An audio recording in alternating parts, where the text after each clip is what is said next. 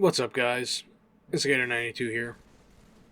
Today I'm going to be bringing you a response video to a Twitter post. Something I definitely thought was a little bit funny that I woke up to this morning.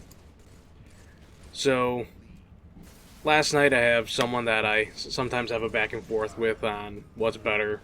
Halo 3, Halo Infinite. We both disagree, but the big thing is we get along. Happened to reply to a post of his last night. Thought it was pretty funny. Nothing crazy happened.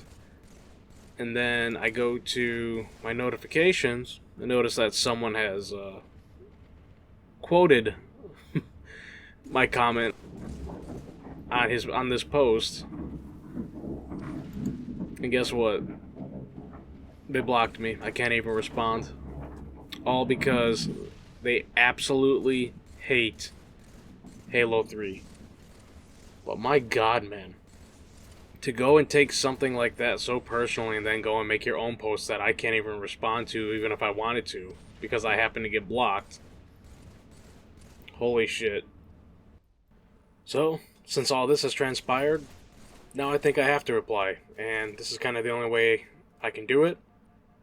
But taking a look at his post, he says, "Brother in Christ, we do not praise Halo 3 in this household. It is a criminally overrated game that aged worse than gas station milk in every single aspect." If it is so criminally overrated, why do so many people love it? Why do so many people go back and play it? Probably because it's a fun game, and they enjoy it way better than the experiences that we're currently getting. Not really a hard thought. I wouldn't even say that it's just because of nostalgia. It's just because they are games that were made to be fun. That's why Halo 3 is so held up high on this pedestal. It is the pinnacle of what Halo is and was. So let's go down here. Campaign that relies too much on hype moments at the expense of everything else. Johnson and Miranda were killed off so poorly. I wouldn't say that the campaign relies on hype moments. They definitely went for something different by using a lot of, I guess you would say, like big cinematic set pieces, which is very different from what happened with Halo 1 and Halo 2. I mean, and even then, like, the storytelling of those two games are different from each other to 3. So Bungie was just doing and trying different things.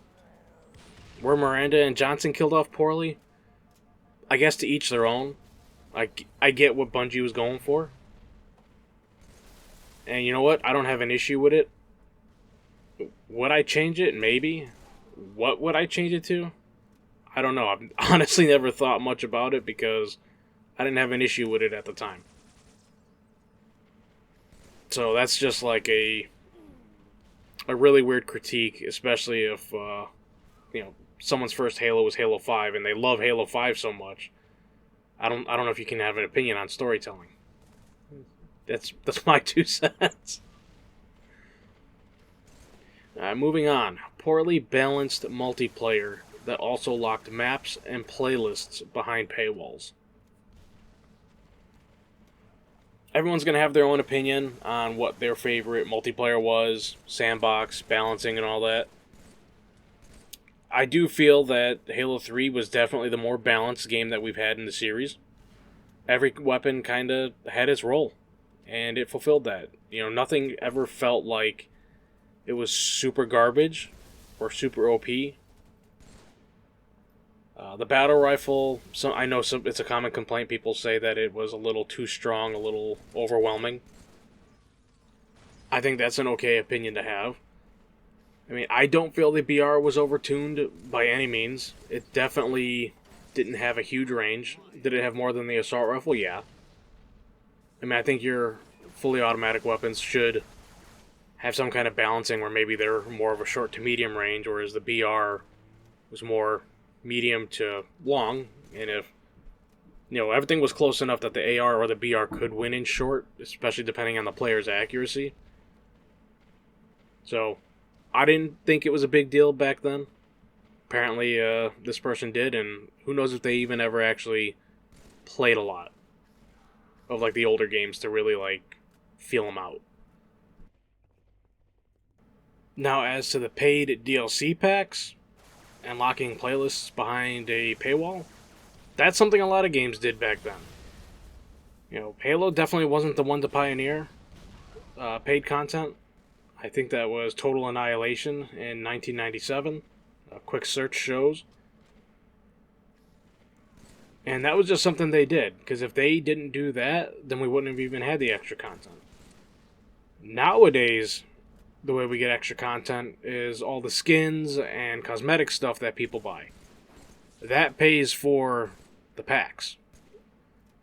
And, you know, you talk about locking content behind a paywall, you're locking cosmetics behind a paywall. Something that someone is going to interact with every day on any game is their character. I would rather pay 10 to 15 bucks every few months to get a few maps versus having to pay 15 to 20 bucks every other week or month if there's like a skin or something I wanted in any fucking game. Like, that is just highway robbery. I would rather go back to paid DLC versus skins. End of debate on that. If you don't want to pay the 10, 15 bucks to have a multiplayer map and play the playlists that coincide with it, that is your choice. I mean, at the end of the day, we're all consumers. We speak with our wallets for what we're willing to pay and what we're not willing to pay.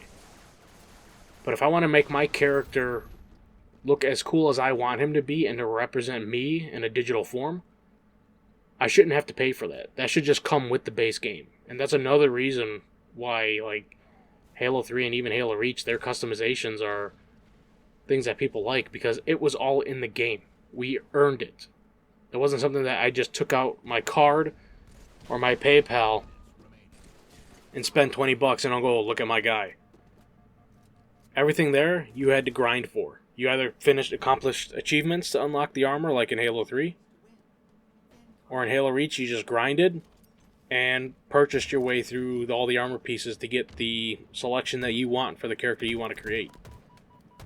So, that's a weird hill to die on, is the whole paid DLC and paywalls. That was much more preferable versus now. 10, 15 bucks then to have fun with my friends versus having to just fucking buy skins and shit to make my character that I interact with every day and everyone gets to see, and pay for fucking battle passes that hide a lot of content and shit behind them that you see they make look all cool. Ooh, googly eyes. Yeah, sorry. That's a weird hill to die on, my guy. Weird one. Visuals that paled in comparison to other games at the time. Say what you will, Halo has its art style. Every other game had its art style. Like, there are just some games that a part of their focus is the graphics and the look. They're more of like an art piece, and then others, it's the gameplay. I mean, Halo 3 is still a beautiful game, even to this day. There is absolutely nothing wrong with it. And if you're comparing it to something like Halo 5 and newer, especially for like Halo games, I'm sorry, but like there's practically a decade almost in between. Technology changes. And that was built for 360 hardware. So, yeah, a lot of games on the 360 did not necessarily look like they do nowadays. So I'm not sure exactly what that comment means. That's how I'm interpreting it and responding to it. And then number 4, misleading in-game player count number that was was based on unique user logins within 24 hours instead of the number of users actually in-game. Well, you know what? Those unique user logins show a lot more interest in that game than we have in Infinite. Infinite may have had 20 million people, whatever they boasted, check the game out. But how many of them actively stayed to participate in this game and its community? Not very many. Pretty much what's left is people who are already Halo fans, and maybe a few new ones. Not much. And the competitive community. That's about all you have on Infinite. And then number 5, it spawned a rancid fan base that is hostile to anyone who even likes any other game. I could go on, but you get the point. I don't think that is the case. What it is everyone loves Halo for what it was. Not even necessarily has to be Halo 3, but just like that classic Halo. Halo's gameplay was unique. 343 has been trying to incorporate mechanics that aren't inherently Halo. That's what people dislike. Because it really changes the game, it's not unique, and it's starting to get to a point where, because every game nowadays is trying to copy one another and be like the same thing, we're losing that uniqueness. Halo is no longer Halo. It's also not even really built for fun anymore. It's been built the last 2 games with 5 and Infinite with a focus on competitive. And that's not what the successes of the other games were. They were simple and fun casual shooters. That's what they were meant to be. What made those games competitive and help spawn MLG and Halo get into like this big limelight was the players themselves that made the game competitive by choosing the settings. There was no HCS. That just was not a thing back in the day. So this isn't a rancid, hostile fan base to anyone that likes any other game. Because I play a lot of different games. Halo, Gears, PUBG. I've played games like Titanfall, Apex. People are not averse to playing movement shooters unless they just do not like them. You just have to understand what Halo is and where it came from. And the changes that are so drastic, and the fact that Halo is failing, that should kind of say something. It's not that people are losing interest, because when Infinite came out, a lot of people tuned in. A lot of people wanted to check the game out. People want to play Halo. I'm someone that wants to play Halo every single freaking day. It's my absolute favorite game series. That's why it's so heavily on my channel. But I dislike what 343, Halo Studios, whatever you want to call them, what they have been doing to this series is not what we need. It's not good for Halo. We haven't had a successful Halo game in a very long time. I mean, Halo Reach made a lot of changes. It was okay. I don't think it was a great Halo game either. There were definitely some things that were still inherently Halo about it. It didn't go too super far. But I would definitely not continue that direction of Reach forward, kind of like they did. I would have stuck with what worked. Halo 2, Halo 3, things are getting better. Making little tweaks to mostly the sandbox, not even like huge changes to gameplay. The biggest changes to gameplay between Halo 1 and 2 was added dual wielding. They added a BR into the sandbox and took away the Magnum, so we still had a precision weapon.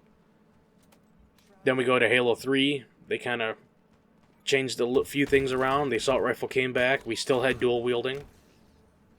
And then they added equipment. So things that add to Halo Sandbox, I think, are where the changes should be made. Not where we're adding things like sprint and clamber, and then we're taking away, essentially, skill jumps, player map knowledge, the ability to have your gun up and ready at all times. These things change the game so much that it's become unrecognizable. Especially, Halo 5, very hyper esports, advanced movement all over the place. I loved it, but I wouldn't say it was a Halo game. Put another skin on it, give it a different name.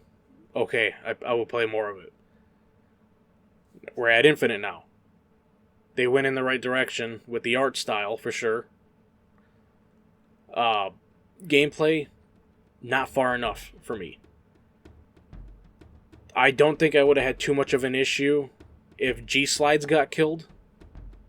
But I hate the changes of pace that they bring to the game and the unpredictability of the pace. That was one of the things I liked with Classic Halo, was more of that chess match. Everyone moves the same.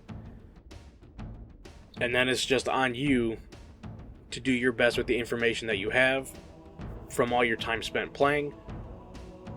to figure out what the enemy team is doing or what they might do, and then counteract that.